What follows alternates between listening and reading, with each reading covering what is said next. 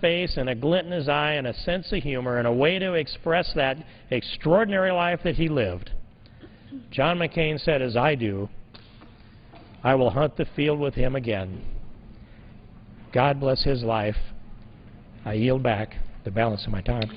The gentleman yields back.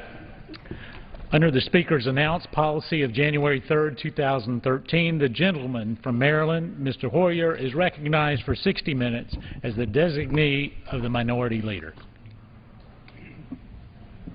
Thank you, Mr. Speaker. As the Speaker knows, I'm also the Minority Whip. And as the Minority Whip, at the close of the week, we normally have a colloquy between the Majority Leader and myself.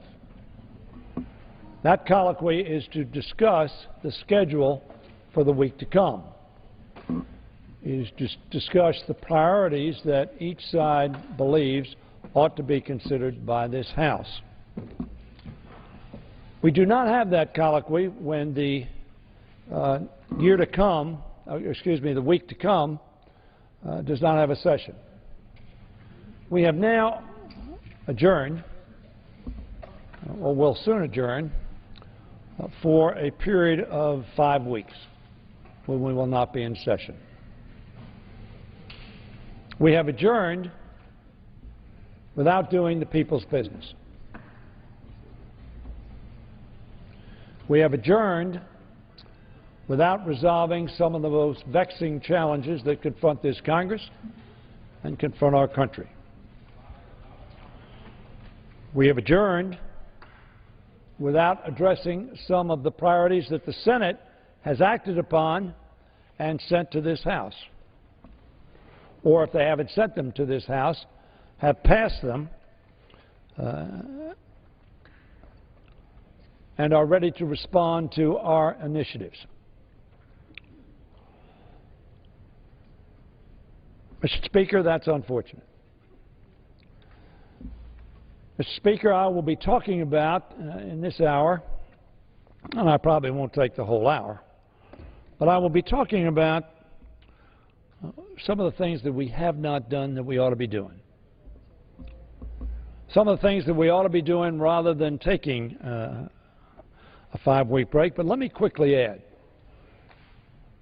I'm one of the Democratic leaders.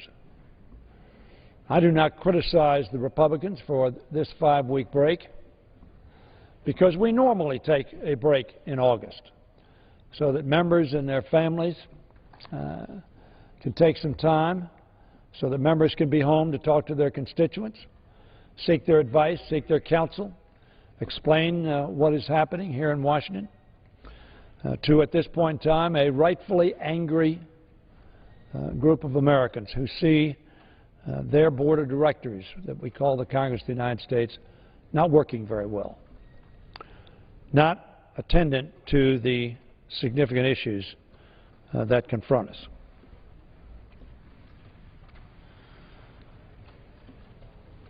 The House passed a budget. We passed a budget about 125 days ago. The Senate passed a budget about 123 days ago. The way the process is supposed to work is the way it works in your families, Mr. Speaker, and in my family. When we have a dispute, we sit down, we talk about it, and we try to come to resolution. Some call that resolution a compromise, a recognition that you have a perspective, I have a perspective. If we're going to move forward, we need to harmonize those perspectives. That's what democracy is all about. Bringing together disparate views from various geographic locations with various interests at heart, and try to resolve those differences and move our country forward. Notwithstanding that, Mr. Speaker, notwithstanding the fact that the Speaker says that and said during the campaign he wanted to make sure that A, the House worked its will, B, that we pursued regular order, and see that he wanted the Senate to pass a budget. They did so. But the House has refused to go to conference. That's unfortunate. But it is not unique in this House. The Senate also passed an immigration bill. That immigration bill tries to deal with one of those vexing challenges that confronts our country.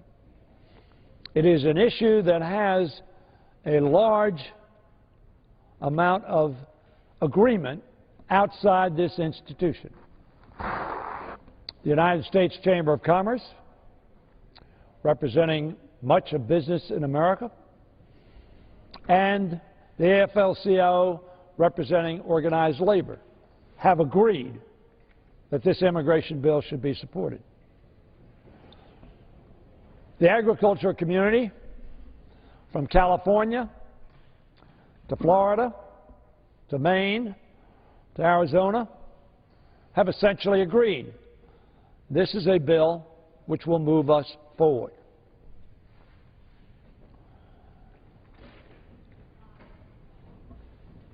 Essentially, there is a broad-based agreement that the Senate bill is something that will create jobs, grow our economy, and make our country more stable. There's a general agreement, I would say almost unanimous agreement, that we need to keep our borders secure, that people whom we do not authorize should not be allowed to come into the country. We all agree on that. So we're working to make sure that our borders are even more secure. There is unanimity on that issue. And in fact, the Senate appropriated a large number of dollars to accomplish that objective. We have not taken up an immigration bill in this House. And certainly because we haven't gone to conference. And then, Mr. Speaker, we took up a farm bill on the floor of this House significantly after the Senate had passed a bipartisan bill dealing with agriculture and dealing with assistance to those in America, the richest country on the face of the earth, who were going hungry, a large number of whom are children who live in America.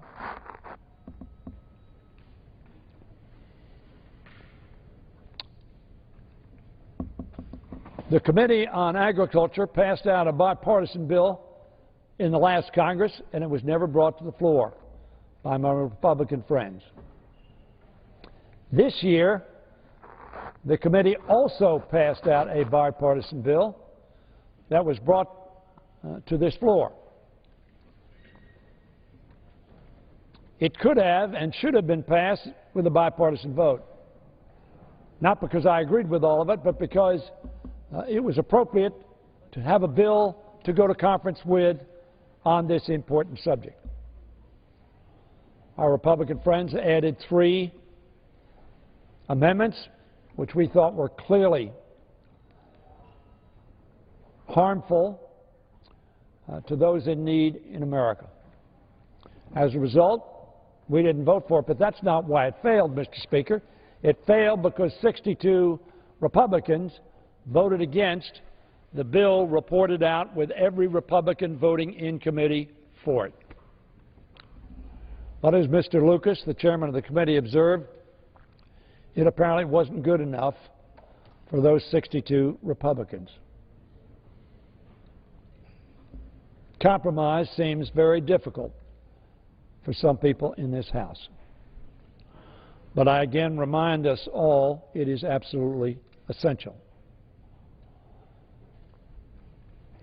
We then passed a farm bill which said, unlike the last half a century, we would drop food assistance to the needy in America. Mr. Speaker, my faith tells me to try to feed the hungry, house the homeless, clothe the naked, attend to the least of these. The bill that we passed, for the first time in a half a century, left out the neediest in America.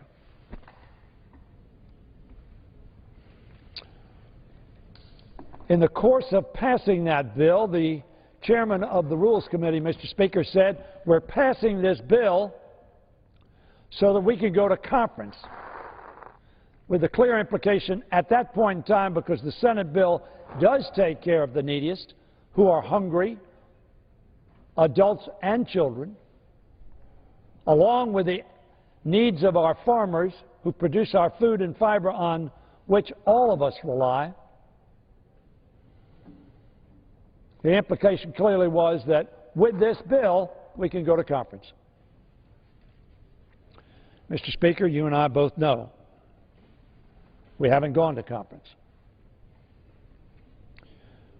So we leave here with much of the business of America undone, unattended, without an effort to reach compromise.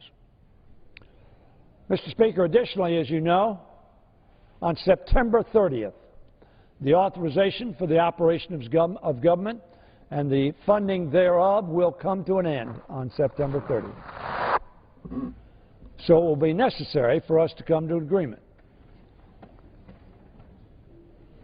I hope, but I know of none, that there are being plans made to utilize these next 5 weeks to try to reach a compromise, an agreement, a way forward to assure the funding of our government and the operations so critical to so many millions, not only here but around the world. Mr. Speaker, we began the July work period with a measure of optimism. With 4 full weeks of session in July and the first few days of August, we have not met that optimism. There was much reason to hope this House could make serious headway on appropriations bills and reach a compromise on student loans. Now, we passed that student loan compromise this Wednesday. That was a good thing to do, and it was along the lines that the President proposed some months ago. My Republican colleagues would rightfully say it was along the lines that they had proposed and passed this House. And of course our Senate colleagues will say it is the compromise that the Senate formed and that we passed. But in this time, the majority strategy for moving appropriations bill through this House has utterly and completely failed. The Ryan budget, or the Ryan retreat, as I call it, has failed. With 4 full consecutive weeks in which to get things done, we have not enacted a single appropriation bill that was consistent with either the Budget Control Act of 2011 or this year's Ryan's budget. In fact, we haven't enacted a single appropriation bill, period. Now, we passed bills through this House, but we haven't been able to get to compromise, and that's not unusual. We found the appropriations process difficult over the past few years, but it is still an indication of failure to attempt to reach compromise that we have not gone to a budget conference to determine what numbers we will use. Because if you can't agree on a number or numbers, it is impossible to agree on legislation. Frankly, Mr. Speaker, I sadly note that my majority friends in the majority have not even had the courage or, in my opinion, the intellectual honesty to go to conference on the budget to resolve these differences. Why? Because I believe that Mr. Ryan believes that any compromise he made would not be supported by his party because they don't want to compromise, which is an anathema to many of our Republican colleagues.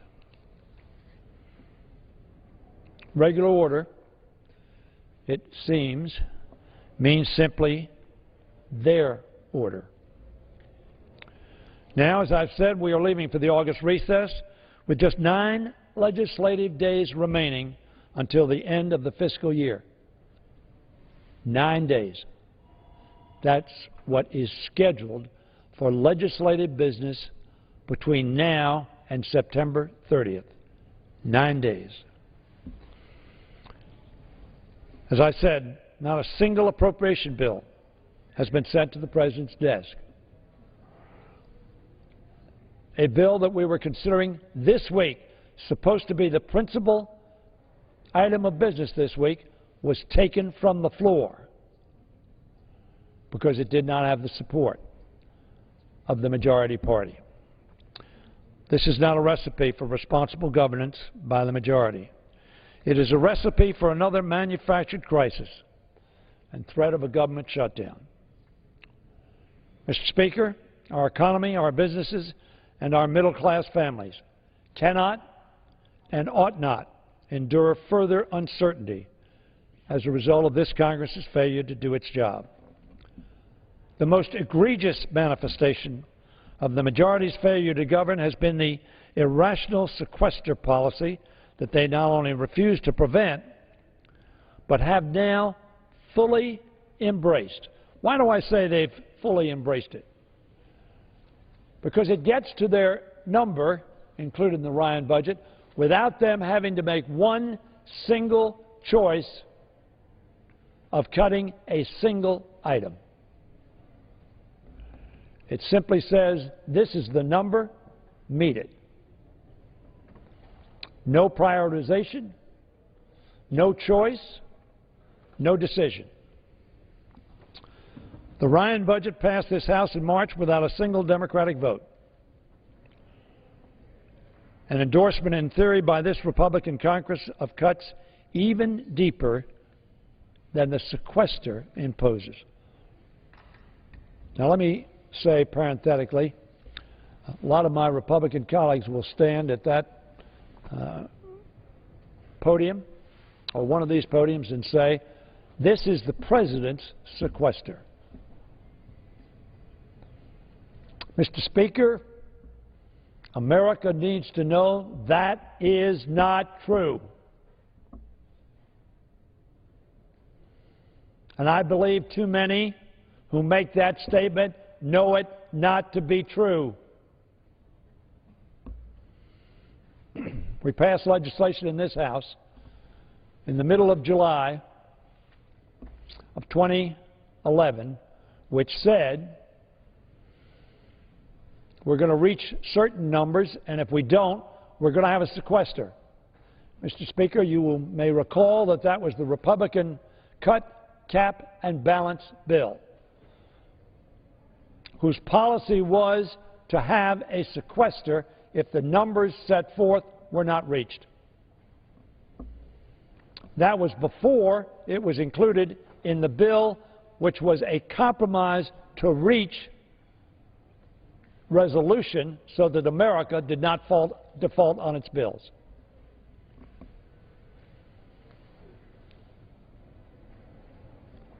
I was not for the sequester. The President was not for the sequester. And we Democrats voted overwhelmingly, almost unanimously, perhaps unanimously, against that cut, cap, and balance bill and its sequester. Why? Because cutting across the board the highest priority and lowest priority by exactly the same percentage is an irrational policy. No family in America would do it. Mr. Speaker, the example I use is that somebody in the family loses their job. The family income goes down. they have a budget. They have a budget for food, and they have a budget for movies. Sequester says take 10% from food and 10% from movies. There is no rational family in America that would do that. They would say this month or this 6 months or this year, we're not going to the movies, but we're going to keep food on the table. That's the rational judgment that we would make, but that's not what Sequester says. Having said that, we have offered amendments 7 times in the last 6 months to set aside the sequester while at the same time reducing the deficit by the same amount. 7 times we were refused by the majority party the opportunity to even offer that amendment. To have, as the Speaker says he wants, to have the House work its will. And if they didn't agree with our amendment, they could have voted against it. But they didn't want to deal with our amendment because they like the sequester. Because the sequester gets them to their number without them having to make a decision on cutting a single thing. As I predicted then, when theory turns to practice in the Ryan budget, even Republicans themselves cannot live with the policies of their own chairman of the Appropriations and their own chairman of the Appropriations Committee, characterized just the other day. This was Chairman Rogers of Kentucky, a conservative Republican, my friend, with whom I've worked for many, many years as a member of the Appropriations Committee. He characterized the cuts included in the Ryan budget as, and I quote, unrealistic and ill-conceived. That's the Republican chairman of the Appropriations Committee saying of the Republican budget, known as the Ryan budget, unrealistic and ill-conceived. And their policy of sequester remains, Mr. Speaker, an albatross around the neck of the American people and of our economy. If there were not a single Democrat in this House or in the Senate, not a single Democrat, Mr. Speaker, it is my belief that the Ryan budget could not pass this Congress.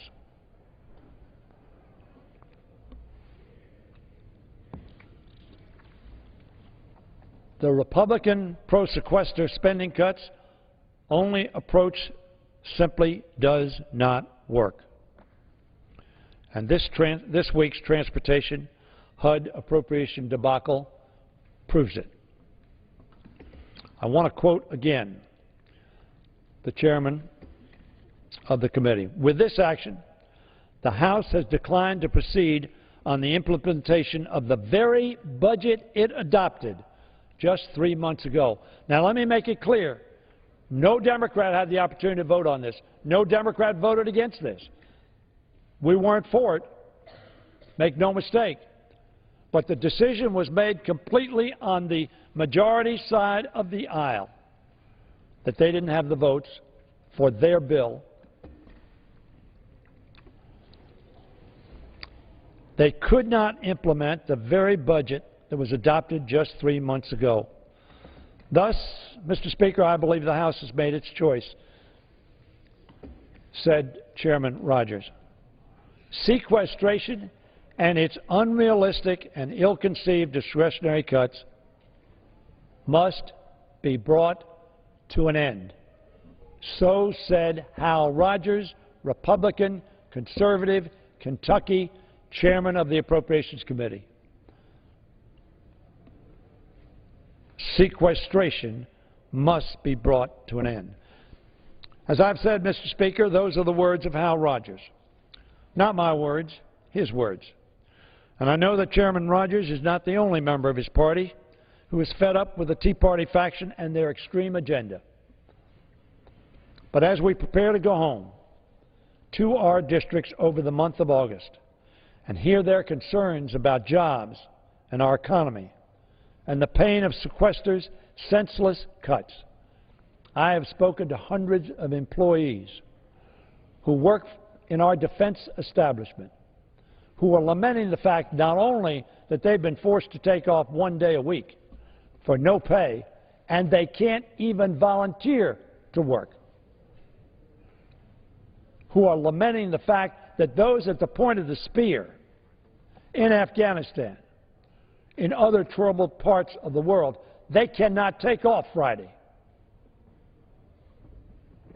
They need the support that we give them from here in this country and indeed around the world in the civilian workforce, in DOD, Department of Defense, all the time, not just 4 days a week.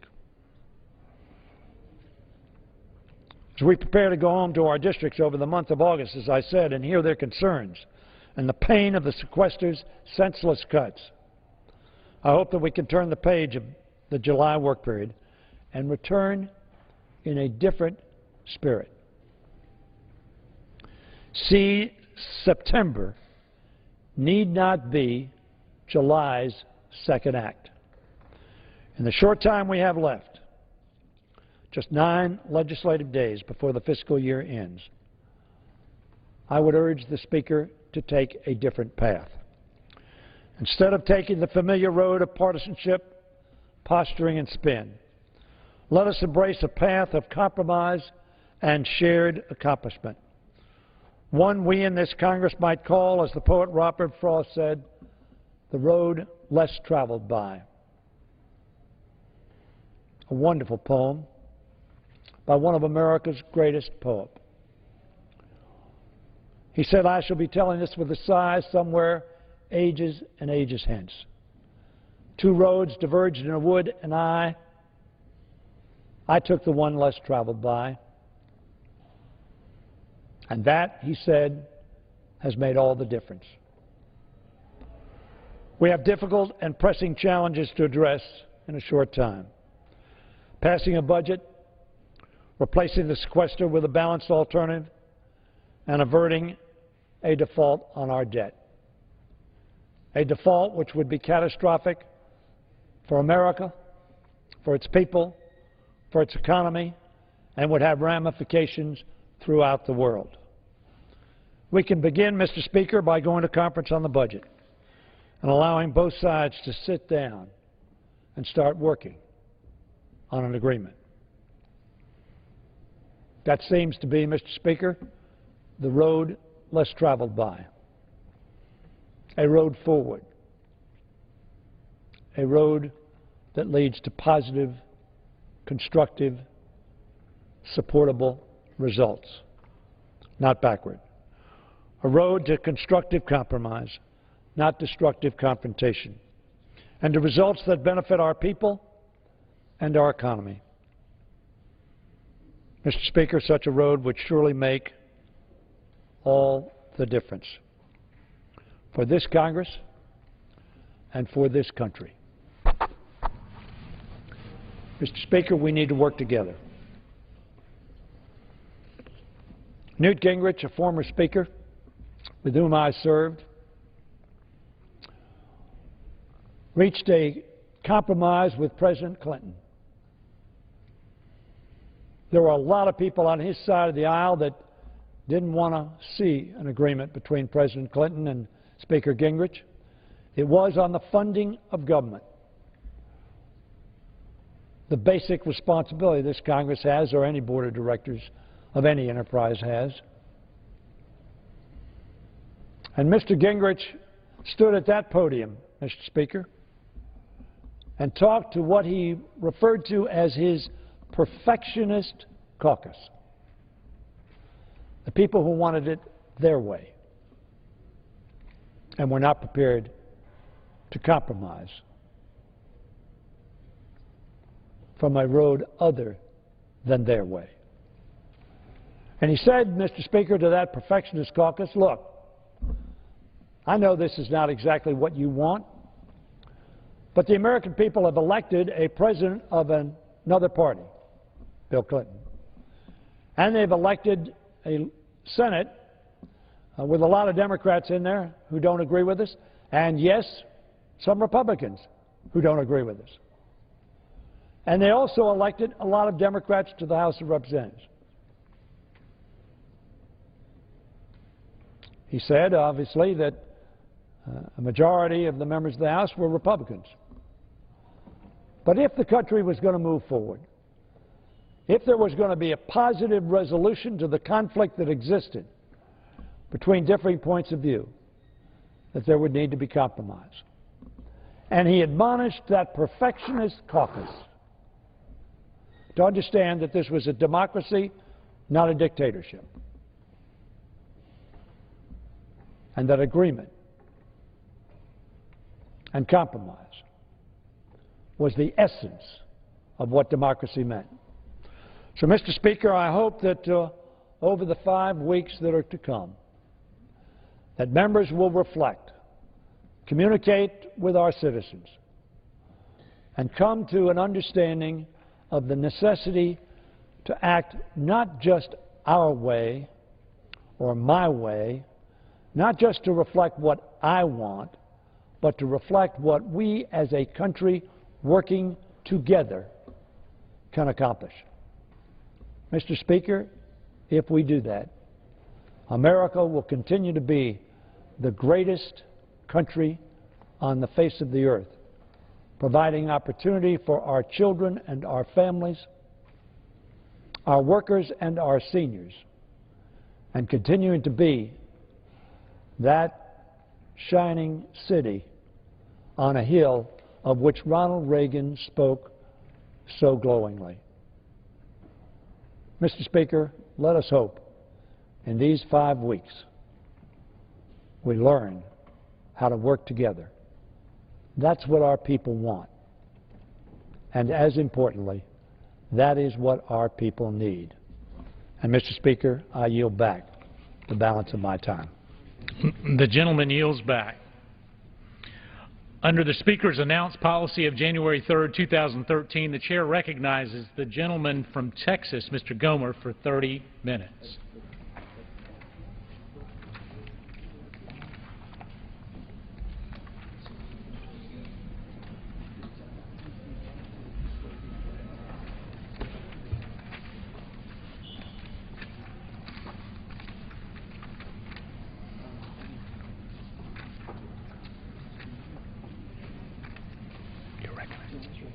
The gentleman's recognized. Thank you, Mr. Speaker. It's always such an honor to speak here on the floor. Some have said that you regret being in Congress. Well, it's where the fight for America is. And I appreciated so much the comments as I sat here for some time listening to the former majority leader of the House, talking about the need for bipartisanship, the importance of bipartisanship, the importance of working together. And the deepest regret I experienced in listening to that wonderful speech by my friend from Maryland was that I didn't have a transcript of that speech to read him every single week that the Democrats were in the majority here on this floor, and every single time that they came forward with a closed rule allowing no amendments. And in fact, each time that it came to the fore that that the Democratic majority during those 4 years between January of 07 and January of 2011 was the most closed Congress in the history of the country, with the least number of open rules, the least amount of bipartisanship. They rammed through the most important, well, the most destructive bill in American history of the last 100 years, that being the Obamacare bill, without a single Republican vote. There was no partisanship. So anyway, I thoroughly enjoyed the comments from my friend, the former majority leader, And gosh, I wish I could have read that back to him over and over during the 4 years they were in the majority. He has such a great sense of humor, Mr. Speaker. I know he would have laughed over and over as I read to him. In fact, just like the time that the majority leader was coming down the aisle, we were about to vote on the card check bill, which meant it was going to eliminate secret ballots for elections. And a secret ballot would be eliminated for elections to be a unionized group or not to be. And I was kidding around with my friend from Maryland, and as he came by, I said, "Hey, leader, the word here on the floor is that you're about to vote against your party and against the card check bill to eliminate so you're not going to be in agreement to eliminate secret ballots."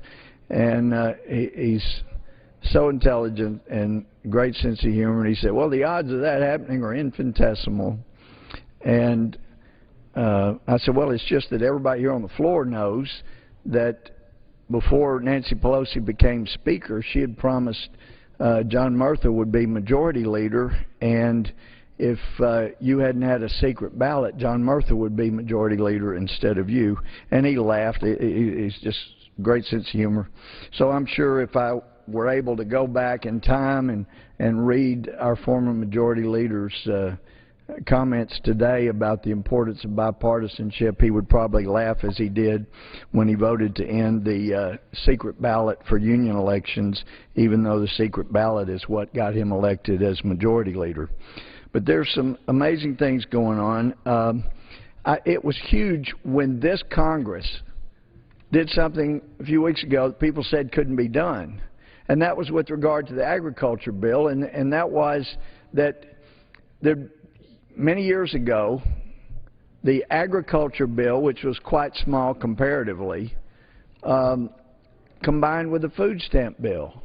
And I wondered when I got here 8.5 years ago, why is the food stamp part of the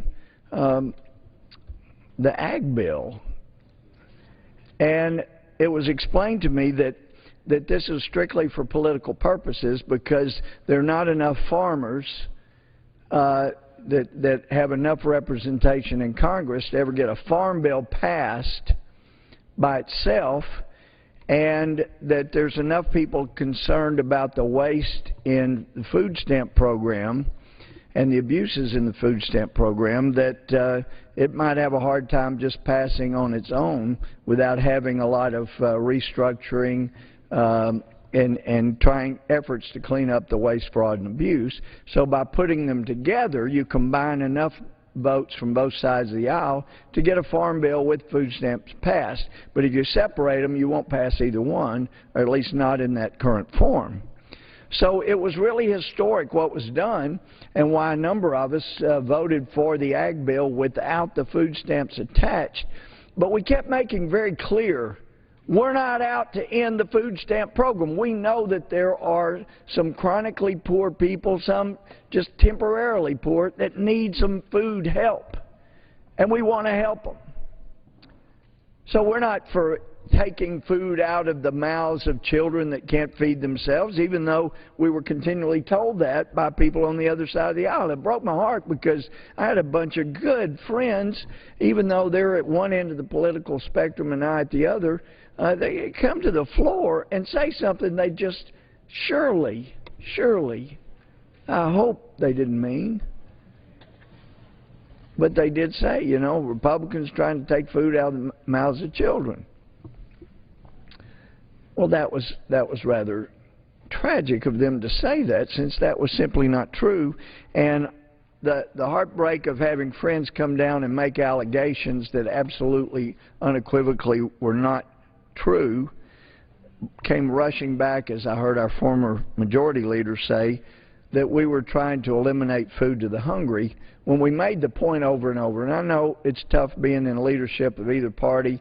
You're constantly doing stuff. So he probably didn't hear all of the times over and over where we said, we're not eliminating the food stamp program, we're separating it from the ag bill. That's all. So I'll make sure our friend understands, he gets the message. We actually were not out to eliminate the food stamp program, but we sure do need to clean it up. And I took grief for just telling of a constituent that had mentioned that he was standing in line at the grocery store behind somebody that had crab legs, and he was wishing that he could afford to have crab legs, and he's looking at his ground meat. Anyway, then when the person in front of him got ready to pay for the crab legs, he pulled out a food stamp card. And I forget which Washington rag it was, but one of them, or it may not even been in Washington, but the left wing went nuts, you know, talking about how, you know, I'm accusing people of squandering precious food stamp money on crab legs when that was not the case at all. And then right after that, one of the Washington papers did have a top of the page, front page story, and in that part of that story was a picture out here where seafood is sold, a massive amount of crabs for sale with a big red sign saying food stamp cards welcome. You know, and Breitbart got so many great friends there, brilliant people, and even though they're really brilliant, they like me okay, but they ran with the story about how the left wing made a big deal out of it, and all they had to do was go to a seafood place. And anyway, I also saw a picture that was not in the paper, massive crab legs, and there's that red sign that they take food stamps. So obviously it would seem that the left-wing blogs, in their attempt to smear me, actually exposed once again their ignorance. So there are a lot of things that need to be fixed up. We want to help people that need food, that can't provide for themselves, but if they can work, it's a good thing to push people into trying to reach their God-given potential. Problem with that is, especially for African Americans, and I think they're the worst hit group in all of America with regard to unemployment, this president's policies have absolutely devastated the African American community in this country with a massive high unemployment rate. And so I sure hope that we can change things, because the unemployed of whatever race, creed, color, gender, they deserve an opportunity. They deserve a chance at pursuing happiness. But these policies of this administration are making that increasingly difficult. And that's why it really focused people's attention recently when the president came out in full support and actually made it happen and said, you know what, I am just going to speak into being new law and cancel old law. And I've said before, some of the things this administration, this president have done that are so unconstitutional, one of the things that ought to end up resulting is a massive class action by all the people that took his constitutional law course want their money back. Because for any president to say, I rammed through Obamacare without a single Republican vote, we didn't get any input from those people, we didn't want it. But you know what? It is such a disaster, and I'm hearing from people that I've called fat cats before, big business folks, and they're saying it's going to devastate their business. So I'll tell you what, I am going to postpone for a year big business's requirement, big business meaning anybody over 50 employees. I'm going to postpone their requirements to follow the law and just choose not to enforce the law so they can get away with not following it for a year. Well, I've listened to some of the president's incredible, amazing eloquence, some right here from this second podium here, expressing concerns for Americans, but especially the poor and downtrodden. Now, to me, somebody that's making $11,000 has got it tough. It's tough to live on $11,000 right now. But that's considered the poverty rate, it's right about 11,000. So under the Obamacare bill that was shoved through the House and Senate unconstitutionally because it included a tax and raised revenue and did not originate in the House, and hopefully we'll get the Supreme Court's action on that, and they'll do the right thing unless somebody knows something about Chief Justice Roberts. I don't. But anyway, it didn't originate in the House. I think we should ultimately get it struck down for that reason. They took a bill from the House, deleted every single word, and substituted therein about 2,500 pages was what my copy was I went through, for a tax credit for first-time home buyers who were veterans or in the military. And so obviously it was not germane, and hopefully the Supreme Court will still do the right thing and strike it down. But in the meantime, people are having to make preparation to live under it. That includes Congress. Except for the leaders and the committee staff members, all of us in Congress are going to be forced into the Obamacare exchanges come January. So I've heard the President's speeches about caring so deeply about the middle class. Our former majority leader was talking about the middle class and what we need to do for them.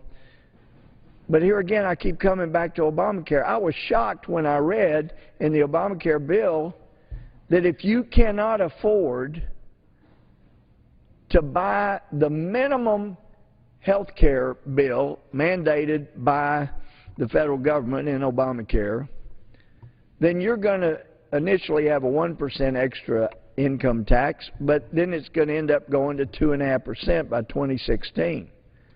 And I thought, that's crazy. Because my friends across the aisle, President Obama, they're always talking about how they care so deeply about those that are struggling and just doing everything they can to get by.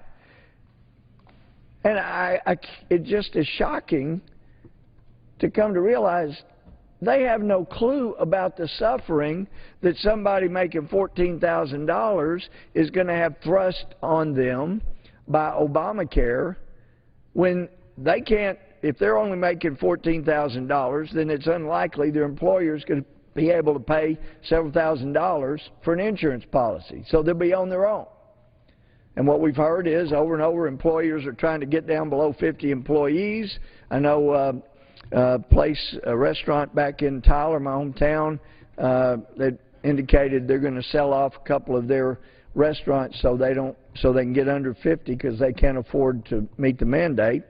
So a lot of people are losing their insurance despite the President's assurance that you wouldn't. That's happening all over the place. And it's happening, ironically, and this is kind of rich. It really is rich, and I hope America can see the humor. So many of our friends across the aisle said over and over, right over here, these microphones, if you like your insurance, you can keep it. And then they passed a bill without a single Republican vote that says all those people that said that you can keep your insurance, they're not keeping, not one of them is going to keep their insurance. So it's kind of rich. It's a little humorous if you like sick irony.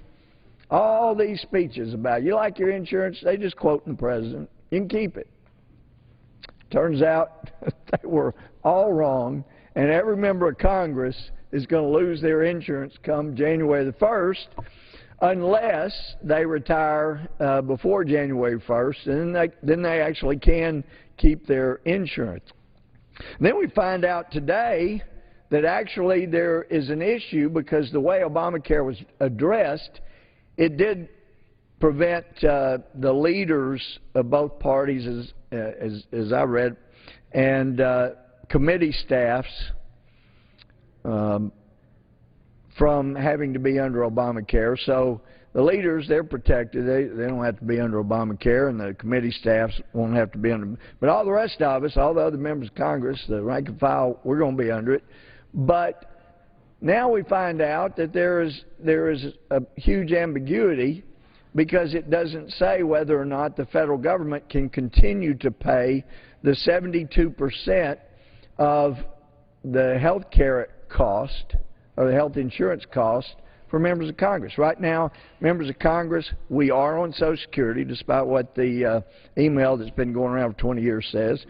We are under Social Security. We pay Social Security tax. Despite all this stuff about a golden parachute, you can retire and get every dime you make. That's all. I think that changed during Ronald Reagan's time as president. So you don't have a golden parachute, and I think most members have a 401k type thing where the government match up to 5 or 6% of what you put in. But it's the same retirement program that every single federal worker across America has. People forget that Newt Gingrich, and I appreciate my friend from Maryland bringing up Newt Gingrich. He's an amazing guy. He's a big idea guy, and I like the way he thinks. And we don't agree on all his big ideas, and he doesn't agree on all my big ideas, but he comes up with some good ideas. And the contract with America, one of the big ideas that was immensely popular, way over 70% popular, was that members of Congress ought to live under the same laws that everybody else in America does. And that passed. That was part of the contract, and they lived up to it. It became law. So members of Congress have to live under the same laws everybody else does. That's why after I've been cooking ribs to share in a bipartisan manner, and not many days go by I don't have somebody on either side of the aisle say, Louis, when are we going to get ribs again? Well, the architect of the Capitol found out. I thought he was a little overzealous, but he feels like I violate some of the codes that everybody else in America has to live under, so I can't cook ribs. And we've had all kinds of media wanted to come do something on me cooking ribs. President Bush liked my ribs. People on both sides of the aisle, they may not vote for anything I'm for, but they love my ribs, and it was a nice time. But the reason I can't cook ribs anymore is because we're living under the same laws that everybody else did. Apparently, the law that said you can't have a fire within 10 feet of wood in a building structure, so they shut me down. We're living under the same laws everybody else is. And then it comes to Obamacare and the decision and it wasn't by Congress. I was grilling our Republican leaders just earlier about exactly what was happening. The Office of Personnel Management under the Obama administration has decided that the federal government will go ahead and come January, we won't keep our same insurance. I've got a health savings account. They made sure I'm not going to get to keep my insurance, and we can't figure out what happens to the HSA. I'd like to drop Obamacare insurance and just put money into a health savings account. But they've even screwed us over with Obamacare to prevent that kind of thing happening. So anyway, it looks like the decision by the Obama administration will be that members of Congress will have 72% of our health insurance paid by the taxpayers and what we have to borrow from China, of course, or other places. Well, that's nice, but if America is not playing under those same rules, it doesn't seem fair for us. And I'm hopeful when we get back, maybe we can get a bipartisan bill through that just says everybody in America can opt out of Obamacare and not pay a fine, not pay a tax or whatever you want to call it, and provide what they feel like is appropriate. But it all ought to be fair across the board. And now the issue has gotten rather large since we find out the IRS truly has been targeting after 2010 when the president said, you know, how much they wanted to stop the Tea Parties. He felt they were a threat to America. They were a blessing to America. They were a threat to an oppressive government because everybody I've run into, I've talked to people of all kinds of national origins, all races, from both genders. I mean, all kinds of folks at Tea Party events, and the only thing I can find they have in common, they're all paying income tax. They're all paying income tax. And the president felt like this group needed to be gone after, and he made comments to that effect. And somebody, and we need to find out whom, was the top person in the administration, but it appears at least goes back to the President's own hand-picked counsel, as far as who knew, who participated. And, of course, there's been a denial just like there was during Watergate, but we'll see what the truth is, even though there's a lot of obfuscation in the process. But with regard to the IRS, the thing's very clear. We should not have the IRS involved in our health care at all, ever. And yet they are a central part of Obamacare. And then we find out this week, reading the story, changed some, but basically a couple were wondering why law enforcement showed up at their home when they had just looked online for a pressure cooker and a backpack. Turns out, apparently at work, one of them had looked at something else. There were no threat to anybody. But the question keeps arising, wait a minute, who's monitoring every website that every American goes to?